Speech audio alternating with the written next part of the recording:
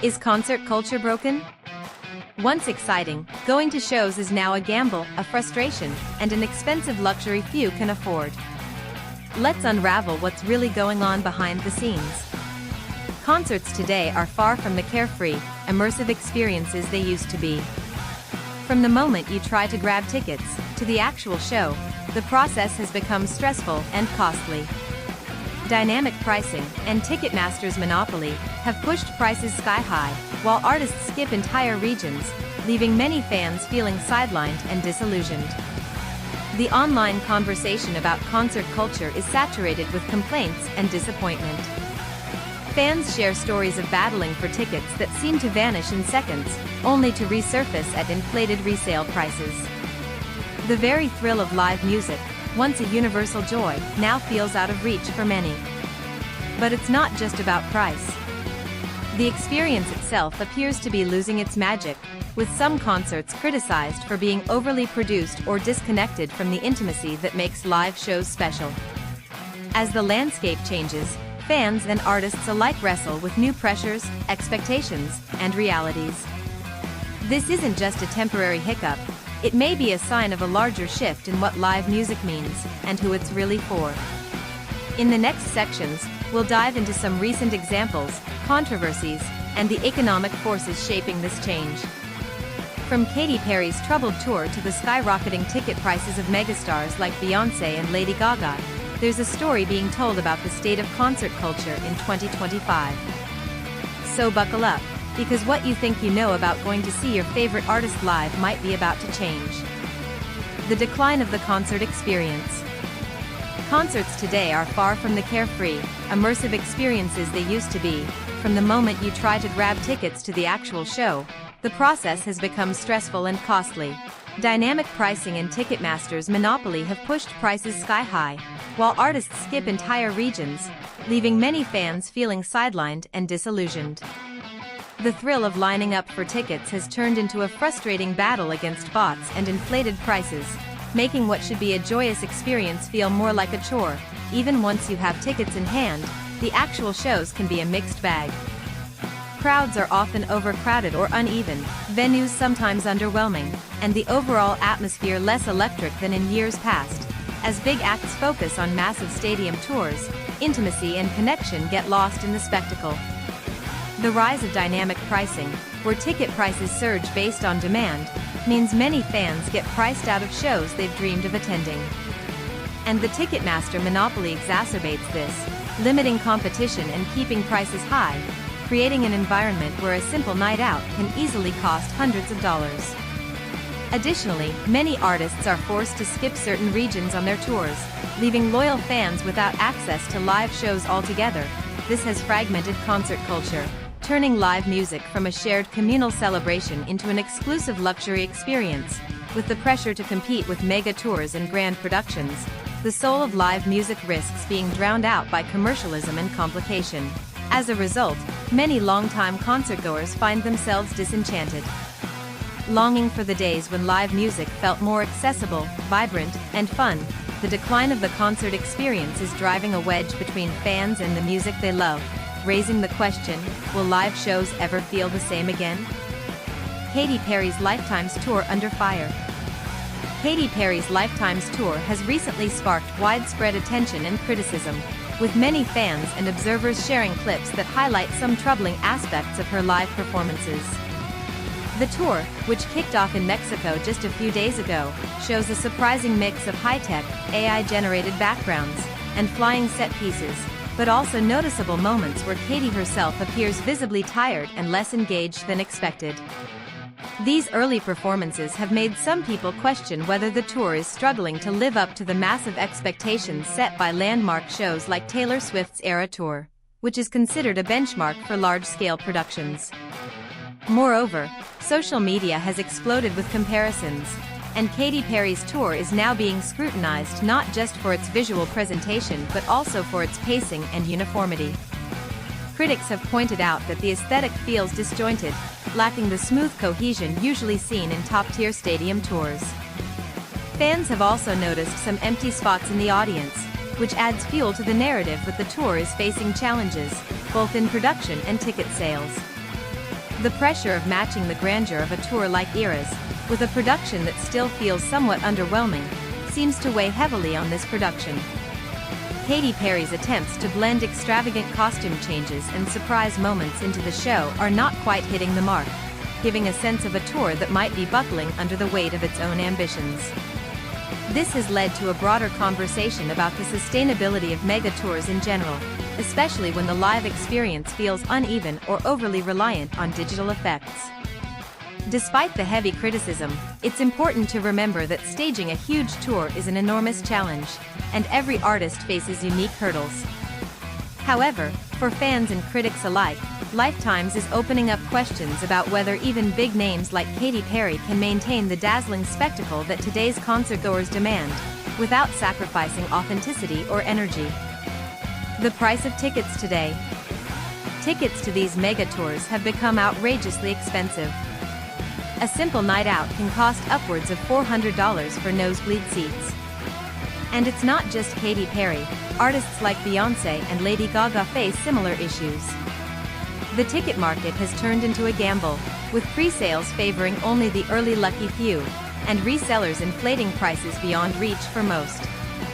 This means that many fans who want to experience live music are faced with tough choices, either pay exorbitant prices or miss out entirely. For example, tickets through official venues might be theoretically more affordable but often surge rapidly due to dynamic pricing algorithms. Resale markets, on the other hand, present inflated costs that can double or triple the original price. This makes attending concerts a luxury few can truly access, reducing what should be an inclusive celebration of music into an exclusive event for those who can afford it. The problem goes beyond just the artists or their popularity. Ticketmaster's monopoly, additional fees, and the involvement of scalpers contribute heavily to this situation.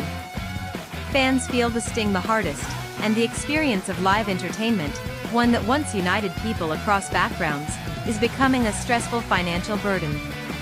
With these price barriers, the fan atmosphere itself risks shifting, turning excitement into frustration, and passion into disillusionment. Fan culture and the blame game. Frustration among fans often targets the artists, blaming them for flopping or poor ticket sales, but the real culprit is the massive corporations controlling ticket distribution. These companies thrive on creating scapegoats out of artists, while raking in profits from inflated ticket prices, leaving genuine fans to struggle or go into debt to see their idols. It is not Taylor Swift or Lady Gaga personally making the choice to shortchange fans, but a giant company that does not care about you. That giant company most certainly benefits from the perception that it's just an artist in their flop era being unable to sell out an arena. These corporations are experts at shifting blame, which helps them keep doing business as usual. Meanwhile, artists and their loyal fans are caught in a frustrating cycle. Fans feel priced out or misled, and artists face unfair criticism for circumstances beyond their control. This blame game distorts the reality of what's happening in live music. The ticket market's greed hurts everyone involved except the corporations. Recognizing who really holds the power is key to understanding the current mess in concert culture. It's a complicated ecosystem. But don't let the frustration turn against the artists who are often victims themselves. Instead, awareness of the bigger picture might push for change and fairer access to live experiences. The pressure on artists to match mega tour standards. Every artist nearing superstar status feels squeezed by the expectations set by colossal tours like Taylor Swift's. They're pushed to deliver extravagant shows with limited resources, resulting in performances that can feel forced or overproduced. Katy Perry's current tour, for example, seems emblematic of this unsustainable pressure in the industry. It's not just about music anymore. It's about creating a spectacle that can compete with the giants. This pressure creates a vicious cycle where artists strive to match or outdo what came before them, sometimes sacrificing authenticity or connection in the process.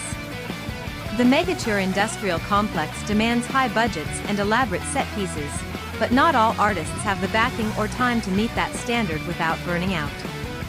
Fans expect the grandeur of an era tour every time they go to a show, but that kind of scale is hard to sustain, especially without the same resources. This mismatch often leaves artists juggling the desire to please their audience and the reality of what's feasible, leading to tours that can feel uneven or underwhelming. As shows try to mimic each other's successful elements, originality takes a backseat. And when the spectacle overshadows the music, the live experience suffers.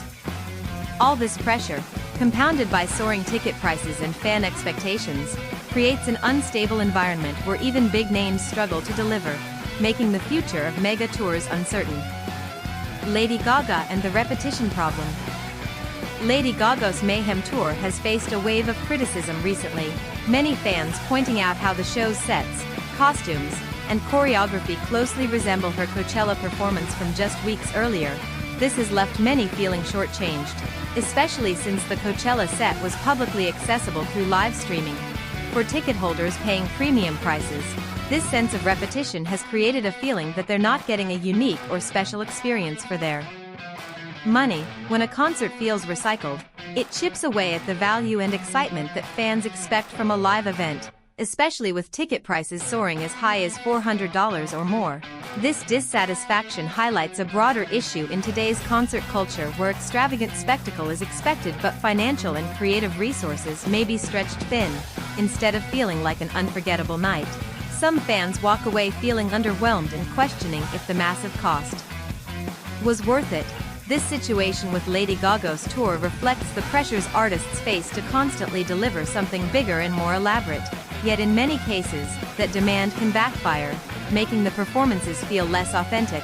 It also raises questions about the sustainability of such mega productions and whether the industry needs to rethink how it balances creativity with commercial expectations. In the end, repetition in a supposedly one-of-a-kind show can quickly turn excitement into frustration, leaving fans wondering if the magic of live music is slipping away in the pursuit of scale and spectacle. Economic pressure and the future of live entertainment. Economic strains, including tariff-related shortages and inflation, mean people will cut back on luxuries first, and that includes concert tickets. With looming recessions and rising costs, the mega tour bubble is at risk of bursting. Many fans simply can't afford to attend these shows, threatening the viability of these massive productions. When money is tight, entertainment experiences are usually the first expenses people sacrifice. For fans, that means the cost of seeing favorite artists live is becoming dangerously unsustainable. The recent trade war with China has compounded these issues, creating supply chain bottlenecks that increase costs for venues, production teams, and promotions. These expenses inevitably trickle down to ticket prices, pushing them even higher. Economists warn that these pressures could lead to layoffs in the entertainment and related industries, including retail and trucking, creating a ripple effect throughout the live event ecosystem. This economic squeeze has serious implications for Broadway shows and other live performances, where rising prices may reduce attendance and force difficult decisions on production scales. International tourism slumps in entertainment hubs like Las Vegas further deepen the crisis. All this points to an imminent bust in the mega tour bubble, where only the highest-priced, highest-profile events are viable, sidelining many artists and fans alike. The question is whether this trend will force a rethink of how live music is produced and priced. If huge concerts become inaccessible, smaller, intimate shows might fill the gap, creating more personal experiences but with less spectacle. Fans currently face a harsh trade-off between taking on debt or missing out on live music moments entirely. This precarious future challenges the industry to innovate, ensuring live entertainment remains vibrant and inclusive amid economic uncertainty. What's next for fans in the industry? If mega tours become unreachable to most, what alternatives remain? Smaller, intimate shows with live bands seem ideal but may never replace the spectacle of stadium tours. Fans face the harsh choice of going into debt or missing out. It's a growing nightmare with no clear end, leaving us to wonder, can the concert culture be saved? The immense production costs and inflated ticket prices create a barrier that many simply cannot cross. Artists want to connect with fans, but the pressure to fill arenas and recoup expenses forces compromises on both quality and accessibility. Some artists experiment with exclusive online streams or limited capacity venues, trying to strike a balance between reach and intimacy. However, these measures often fail to satisfy the hunger for the traditional concert experience. The industry might have to reinvent itself, shifting focus from grandiosity to genuine engagement. This could mean more community-driven shows, affordable ticketing models, or embracing technology to create new kinds of immersive experiences. Meanwhile, fans must decide whether to prioritize spectacle or sustainability.